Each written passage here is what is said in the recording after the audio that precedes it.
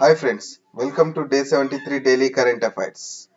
Over 60% of active COVID-19 cases recorded in Maharashtra. 8 states are displaying an upward trajectory. India on Saturday recorded 24,882 fresh COVID-19 infections, the highest so far this year. This is also the highest daily rise in the last 83 days. As many as 26,624 new infections were recorded on December 20 last year. No mask, no flight, say tough new DGCA rules. Sri Lanka to ban burqa, shed thousand madrasas. It's a symbol of religious extremism. Sri Lanka will soon ban the burqa or face veil, a cabinet ministry said on Saturday, as he announced the Rajapaksa administration's latest policy decision impacting the minority Muslim community. Public Security Minister Sarath Veerasekara said the authorities would henceforth use the controversial Prevention of Terrorism law that human rights defenders have termed draconian to deal with religious extremism with wide-ranging powers to detain suspects for up to 2 years to de-radicalize them. At a media conference, Mr. Veerasekara said, "The burqa is something that directly affects our nation's security. This dress came into Sri Lanka only recently. It is a symbol of their religious extremism." Yashwant Sinha joins Trinamool. Former Union Minister and Bharatiya Janata Party leader Yashwant Sinha on Saturday joined the Trinamool Congress. Senior leaders of the Trinamool, including Sudip Banerjee, Derek O'Brien, and Subrata Mukherjee, welcomed Mr. Sinha into the party. Before officially joining the party, Mr. Sinha met its chairperson and West Bengal Chief Minister Mamata Banerjee for nearly 45 minutes at her Kalighat residence. Nikhileshwar named for Kendriya Sahitya Akademi Award. The poet has been voice of the oppressed over 5 decades. Kumbam Yadav Reddy, better known by his pen name Nikhileshwar. 5 decades since he began writing poetry questioning society and its system, Nikhileshwar, born as Kumbam Yadav Reddy, has been honored by the Kendra Sahitya Akademi Award for his anthology Agniswasa.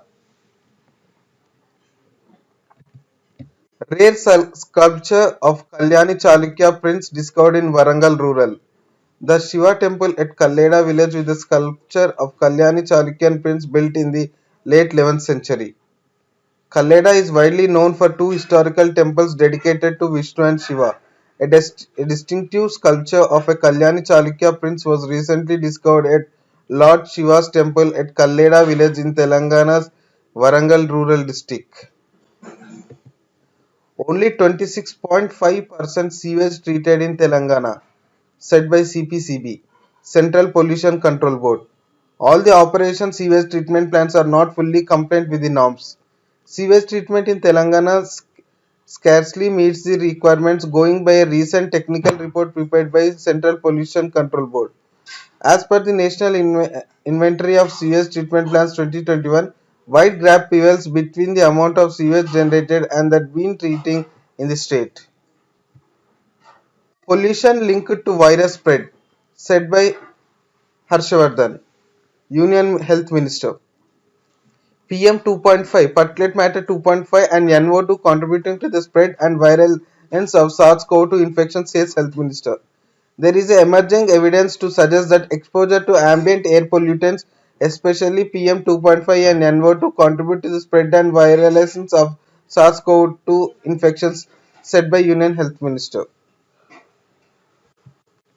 US court removes Xiaomi from blacklist.